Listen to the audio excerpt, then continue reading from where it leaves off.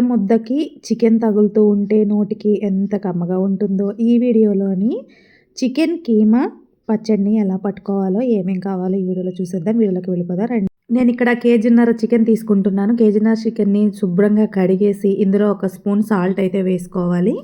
1 spoon salt వేసుకోండి చిన్న స్పూన్తోని. అలాగే ఈ చికెన్లోని కొంచెంగా ఉప్పును కూడా వేసుకోవాలండి. కొంచెంగా సాల్ట్ వేసుకుంటే ముక్కకు అనేది ఉప్పు లాగి పచ్చడి అనేది చాలా బాగుంటుందన్నమాట. 1 స్పూన్ సాల్ట్ని అయితే వేసుకొని వాటర్ లేకుండా చికెన్ని శుభ్రంగా కడిగి పెట్టుకుంటాం కదా, దీన్ని పసుపు ఉప్పు కలిసే విధంగా ఇలా బాగా కలుపుకోవాలి. మనం ఇక్కడ చికెన్ ఉడకబెట్టడానికి ఎటువంటి వాటర్ వేసుకునే అవసరం ఉండదండి. ఇలా మొత్తాన్ని బాగా కలిపేసుకొని స్టవ్ ఆన్ చేసి స్టవ్ మీద అయితే పెట్టుకోవాల్సి ఉంటుందన్నమాట. ఎందుకంటే మనం ఇక్కడ వాటర్ వేసే పని ఉండదు. చికెన్లో ఉన్న వాటరే మనకి ఈ చికెన్ ఉడకడానికి సరిపోతుంది. ఒక్క నీళ్ళ చుక్క కూడా పోయొద్దండి అసలు. స్టవ్ ఆన్ చేసుకొని ఈ చికెన్ని ఇలా వెడల్పుగా ఉన్న గిన్నెలో తీసుకుంటే మనకి చికెన్ ముక్క సమానంగా 4 వైపులా బాగా ఉడుకుతుంది. దగ్గరగా ఉన్న గిన్నె తీసుకున్నట్లయితే కొంచెం కలపడానికి దానికి ఇబ్బంది అవుతుంది కదా. ఇలా వెడల్పుగా ఉన్న గిన్నెని అయితే తీసుకోండి. కొంచెం దలసరిగా ఉన్న గిన్నెని తీసుకోవడం వల్ల చికెన్లో ఉన్న నీళ్లు బయటకు వచ్చి ముక్క బాగా మగ్గే అవకాశం ఎక్కువగా ఉంటుంది. అలాగే ఈ చికెన్ పైన మూత వేసుకొని ఫ్లేమ్ని హై ఫ్లేమ్లో పెట్టుకొని ఈ చికెన్ని బాగా మగ్గించుకోవాలి. ఇలా మగ్గించుకోవడం వల్ల చికెన్లో ఉన్న వాటర్తోనే చికెన్ అంతా మగ్గించుకోవాలి. ఈ చికెన్ ఉడికేలోపు మనం ఒక ప్లేట్ తీసుకొని అందులో నేను ఇక్కడ కేజీన్నర చికెన్ తీసుకుంటున్నాను కదా, దానికి ఒక 5 వెల్లుల్లిపాయలని తీసుకుంటున్నాను. ఇవి చిన్న సైజులో ఉన్న వెల్లుల్లిపాయలు కాబట్టి 5 అయితే పడతాయి అన్నమాట. మనం ఇక్కడ ఈ చికెన్ పచ్చడిలోని అల్లాన్ని యూస్ చేయట్లేదండి. అసలు చికెన్ పచ్చడిలో అల్లం వేసే పనే ఉండదు, కానీ చాలా టేస్టీగా చాలా బాగుంటుంది. ఈ వీడియోని మీరు స్కిప్ చేయకుండా చూస్తే మీకు బాగా అర్థమవుతుంది. ఇలా వెల్లుల్లిపాయలని శుభ్రంగా ఇలా ఒలుచుకున్న తర్వాత మనం ఇక్కడ పొట్టు తీసే పని ఉండదండి. మనకి కింద భాగాన్ని పైన భాగాన్ని కొంచెం కట్ చేస్తే సరిపోతుందన్నమాట. ఇప్పుడు వీడియోలో చూపించిన విధంగా ఇలా తయారు చేసి పెట్టుకున్న తర్వాత మిక్సీ జార్ని తీసుకొని మనము కచ్చా పచ్చాగా గ్రైండ్ చేసి పెట్టుకోవాలి. ఇలా మిక్సీ జార్లో వేసుకొని కచ్చాపచ్చ గ్రైండ్ చేసుకోవాలి. ఈ లోపల మరొకసారి చికెను ఎంతవరకు ఉడికిందనేది చెక్ చేసుకోవాలి. చూసారు కదా, చికెన్లో వాటర్ అయితే మనకి ఇలా పొయ్యి మీద పెట్టిన ఒక 5-10 నిమిషాలకి, మన స్టవ్ మీద పెట్టిన 10 నిమిషాలకి ఇలా వాటర్ అయితే వస్తుంది. ఈ వాటర్తోనే చికెన్ అంతా మగ్గించుకోవాలి. మనం వాటర్ పోసే పని అయితే ఉండదండి ఇక్కడ. అలా అని అల్లం వేసే పని కూడా ఉండదన్నమాట. ఈ చికెన్ పచ్చడిలో అసలు అల్లం వేసే అవసరమే ఉండదు. ఈ వాటర్తోనే ముక్కలు అనేది మంచిగా మెత్తగా మగ్గిపోతాయి. ఇలా ఒకసారి మధ్య మధ్యలో కలుపుకుంటూ చికెన్ని మరొకసారి మూత పెట్టుకొని మగ్గించుకోవాలి. ఈలోపు మనం ఈ వెల్లుల్లిపాయల్ని కచ్చాపచ్చగా ఇలా వీడియోలో చూపించిన విధంగా ముక్క చెక్కలాగా ఉండే విధంగా మనము గ్రైండ్ చేసుకొని పక్కన పెట్టుకొని, ఈలోపు మనం స్టవ్ ఆన్ చేసుకొని ఒక మూకుడు పెట్టుకొని అందులో వెల్లుల్లిపాయలు వేయించుకోవడానికి, అలాగే ఈ నూనెతో మనం చికెన్ పచ్చడిలో కలుపుతాం కాబట్టి కొంచెం నూనె ఎక్కువ వేసుకోండి. ఈ వెల్లుల్లిపాయలని సమానంగా దోరగా వేగే విధంగా వేయించుకోవాలి. ఈ వెల్లుల్లిపాయల వల్ల పచ్చడికి మంచి ఘాట్ అనేది వస్తుంది. పచ్చడి కూడా చాలా బాగుంటుంది. నేను ఎక్కువ చికెన్ పచ్చడి అనేది సేల్ చేస్తూ ఉంటానండి. ఈరోజు ఈ వీడియో మీ ముందుకు తీసుకురావడం అయితే జరిగింది. ఇలా దోరగా వేయించుకోవాలండి. వెల్లుల్లిపాయ ఎంత దోరగా వేగితే అంత కమ్మగా టేస్టీగా ఉంటుంది. మరొక విషయం ఏంటంటే, మనం వేయించిన దాంట్లోనే వెల్లుల్లిపాయని ఉంచకూడదు. ఎందుకంటే ఆ వేడి వల్ల మరి ఇంకా కలర్ చేంజ్ అయిపోయే అవకాశం అయితే ఉంటుందన్నమాట. అందుకని నేను ఇక్కడ మరొక గిన్నెలోకి తీసుకుంటున్నాను. మూకుడు వేడి వల్ల వెల్లుల్లిపాయ ఇంకా కొంచెం కలర్ చేంజ్ అయిపోతుంది. అలా కాకుండా గిన్నెలోకి తీసుకుంటే కలర్ అనేది చేంజ్ అయ్యకుండా కరెక్ట్గా ఉంటుందన్నమాట. ఇప్పుడు మరి చికెన్ మరొకసారి చెక్ చేసుకుందాము.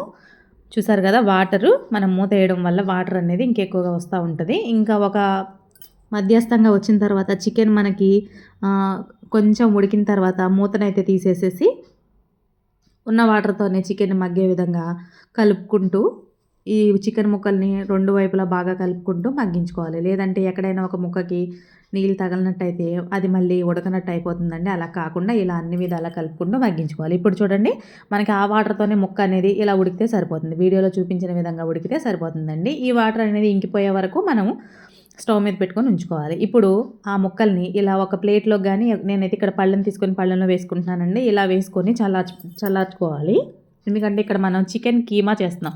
మనం బయట కీమా కొట్టించుకున్నట్లయితే అసలు అది మనకి మాడిపోతుంది, వేయించడానికి కూడా రాదు. అలా కాకుండా మనం ఇంట్లోనే ఈజీగా కీమాను కూడా తయారు చేసేసుకోవచ్చు. ఎలా అంటే చికెన్ ముక్కలు ఉడికించిన తర్వాత ఇలా చల్లారిపోయిన తర్వాత ఈ బోన్స్ని చికెన్ ముక్కల్ని చూడండి ఇలా మధ్యస్థంగా చిన్న చిన్న ముక్కలుగా మనం చేతితో అంటే ఉడికిపోయి ఉంటాయి కాబట్టి వచ్చేస్తాయి. ఇంత చిన్న చిన్నగా అయితే మనం ముద్దకి ముక్క అనేది వస్తుంది. ఈ బోన్స్ని సపరేట్ చేసుకోవచ్చు.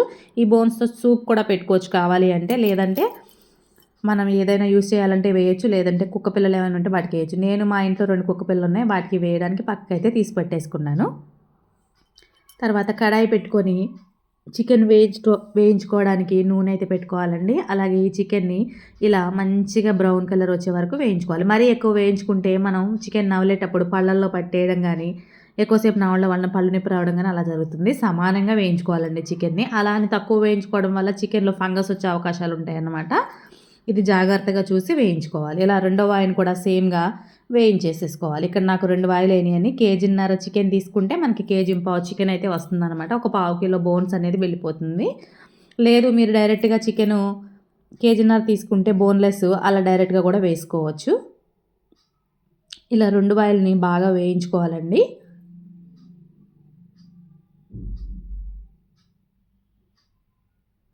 చికెన్ని పక్కకైతే పెట్టేసుకున్న తర్వాత ఈ నూనెతోనే మనం పచ్చడిని అయితే కలుపుకుంటాం కాబట్టి మనం వేయించుకున్న చికెన్ ముక్కలు ఇవేనండి. ఈ నూనెను చల్లార్చుకోవాలి బాగా ముందుగానే, ఇందులోనే వేసి చల్లార్చుకోవాలి. తర్వాత బాగాని మీకు కావాల్సిన ఇంగ్రీడియంట్స్ని అయితే నేను ఇక్కడ మీకు చూపిస్తాను. ముందుగా మనకి వేయించి పెట్టుకున్న వెల్లుల్లిపాయ అండి. ఇలా వేయించుకుంటే సరిపోతుంది. దోరగా వేయించుకొని పక్కన పెట్టేసుకోవాలన్నమాట. ఎందుకంటే ఇది చల్లారిపోవాలి. మనం పచ్చడి కలిపే టయానికి మనకి ఇదనే చల్లారిపోవాలి. పెద్ద సైజు నిమ్మకాయని నిమ్మరసాన్ని తీసి పెట్టుకున్నాను. నిమ్మరసానికి బదులుగా నిమ్మప్పును కూడా వేసుకోవచ్చు. అలాగే ఇక్కడ బిర్యానీ మసాలా, వేయించిన జీలకర్ర పొడి అండి, వేయించుకొని పక్కకైతే పెట్టుకోండి. పొడి చేసుకొని ఉప్పు, వేయించిన మెంతి పొడి అండి, ఇది వేయించుకున్న మెంతి పొడి, అలాగే వేయించుకున్న ధనియాల పొడి 1 టీ గ్లాస్ తీసుకుంటున్నాను. అలాగే ఆవాల పిండి, ఆవు పిండి 1 గ్లాస్ కారం తీసుకుంటున్నాం అనమాట. ఇవే మనకి మెయిన్గా కావాల్సినవి, చికెన్ పచ్చడికి కావాల్సినవి ఇవేనండి. మనం చల్లార్చుకున్న నూనెని మనకి నూనె ఎంత పడుతుందో అంత ఉంచుకొని పక్కైతే తీసేసుకోవాలి. ఇదే నూనెలోని మనం వేయించుకున్న చికెన్ ముక్కల్ని వేసుకోవాలి. చాలా ఈజీ అండి, ఎవరైనా చేసుకోవచ్చు. హాస్టల్లో ఉండే పిల్లలకి పాపం ఫుడ్ తినలేక ఇబ్బంది పడుతుంటారు కదా, అలాంటి పిల్లలకైతే మనం చక్కగా ఇలా చేసేసి వాళ్ళకి పంపించామంటే వాళ్ళు హ్యాపీగా రైలీ కొంచెం వేసుకొని తింటారు. వాళ్ళకు కూడా ముక్కలు అనేవి అయిపోకుండా ప్రతి ముక్క తగులుతూ ఉంటుంది కాబట్టి వాళ్ళు ఫుల్ ఎంజాయ్ చేస్తూ తింటారనమాట. తర్వాత మనం ఇందులో 2 స్పూన్ల ఆవపిండిని వేసుకోవాలి. ఇక్కడ మనం కేజీన్నర చికెన్ తీసుకున్నాం కాబట్టి 2 స్పూన్ల ఆవపిండిని వేసుకుంటున్నాము. మనం బోన్స్ తొలగించిన తర్వాత కేజీ-పావు అవుతుంది కదండి. కేజీ-పావుకి 2 స్పూన్ల ఆవపిండి, 1 స్పూన్నర బిర్యానీ మసాలా ఇది ఇంట్లో మేము చేసుకున్న మసాలా అండి, బయట తెచ్చింది కాదు. అలాగే వేయించి పెట్టుకున్న ధనియాల పౌడర్ మెత్తగా మిక్సీ చేసుకోండి, మంచిగా దోరగా వేయించుకొని ధనియాల పొడి. అలాగే నెక్స్ట్ వచ్చేసి మనకి మెంతి పొడి అండి. మెంతి పొడి 1 స్పూన్ సరిపోతుంది. ఎక్కువ వేసుకున్నట్లయితే మెంతి పొడి చేదొచ్చే అవకాశాలు ఉంటాయి. పెద్ద స్పూన్ కాకుండా మీడియంగా ఉన్న స్పూన్తో 1 స్పూన్ మాత్రమే వేసుకోండి. కేజీ-పావు చికెన్కి మనం 1 స్పూన్ మెంతి పొడి మాత్రమే వేసుకోవాలి. అలాగే 1 గ్లాస్ కారం. ఇక్కడ కారాన్ని నేను బయట షాప్లో కొన్నది కాకుండా మా ఇంట్లో పచ్చళ్ళ కోసం ఆడించుకున్న కారాన్ని యాడ్ చేసుకుంటున్నాం. అలాగే జీలకర్ర పొడి పెద్ద స్పూన్ వేసుకోండి. నేను పెద్ద స్పూన్తోనే వేస్తున్నాను జీలకర్ర పొడి. జీలకర్ర పొడి కూడా వేయించుకున్నదే వేసుకోవాలండి, పచ్చిది ఎక్కడ వేయకూడదు. మన ధనియాలు కానీ జీలకర్ర కానీ అన్నీ వేయించుకొని వేసుకోవాలి. అలాగే పెద్ద సైజు నిమ్మకాయ తీసుకున్నాను నేను. దీనికి బదులుగా నిమ్మప్పు తీసుకుంటే చాలా బెటరు. నా దగ్గర నిమ్మప్పు లేక నిమ్మకాయని తీసుకున్నాను. ఇప్పుడు ఇవి ఒకసారి కలుపుకుందాము.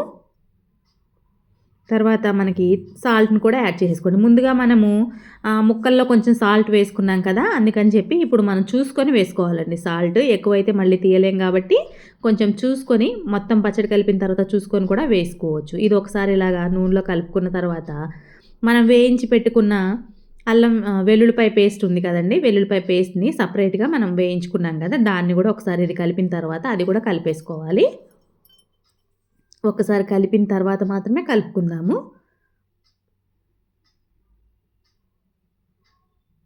ఇలా బాగా కలిసే విధంగా కలుపుకున్న తర్వాత మనం ముందుగా వేయించి పెట్టుకున్న వెల్లుల్లిపాయ పేస్ట్, దీనివల్ల మంచి కమ్మదనం అయితే వస్తుందండి పచ్చడికి. ఘాటు కమ్మగా చాలా బాగుంటుంది ఇలా వెల్లుల్లిపాయ పేస్ట్ వేయడం వల్ల. కొంతమంది ఏంటంటే కరివేపాకు అవన్నీ వేస్తున్నారండి. అసలు పచ్చళ్ళలో ఎవరండి కరివేపాకు వేసేది? కరివేపాకు అసలు వేయొద్దు. ఏదో ఇప్పుడు అన్నీ వేస్తూ ఉన్నారు కాబట్టి అది ఎవరిష్టం వాళ్ళదనుకోండి. కానీ మన చికెన్ ఆవకాయలో కనుక కరివేపాకు అలాంటివి అసలు వేయొద్దు. ఎలా పచ్చడి చేయాలంటే అలాగే చేయాలి. అంతేగాని కొత్తగా యాడ్ చేసుకొని వేసుకుంటూ ఉంటున్నారు కొంతమంది. అది పక్కన పెట్టేస్తే అసలు ఆ కరివేపాకు అట్లాంటివి వేసుకోవద్దండి. ఇలా మీరు ఈ ప్రాసెస్‌లో మీరు పచ్చడి పెట్టి చూడండి. చాలా బాగా టేస్టీగా చాలా బాగుంటుంది. మీరు మళ్ళీ ఒకసారి పెట్టుకున్న తర్వాత మళ్ళీ పెట్టుకుంటూనే ఉంటారు. అంత బాగుంటుంది. హాస్టల్‌లో ఉండే పిల్లలకైతే చాలా నచ్చుతుంది. ఇలా మనకిప్పుడు మనం కేజీన్నర చికెన్‌కి కేజీంపావు చికెన్ అయితే అవుతుందనమాట. మన బోన్స్‌ని రిమూవ్ చేసాం కాబట్టి ముద్దకి ముక్క తగులుతూ చాలా బాగుంటుంది. ఈ వీడియో కనుక మీ అందరికీ నచ్చితే లైక్, షేర్, సబ్స్క్రైబ్ చేయడం మాత్రం మర్చిపోకండి.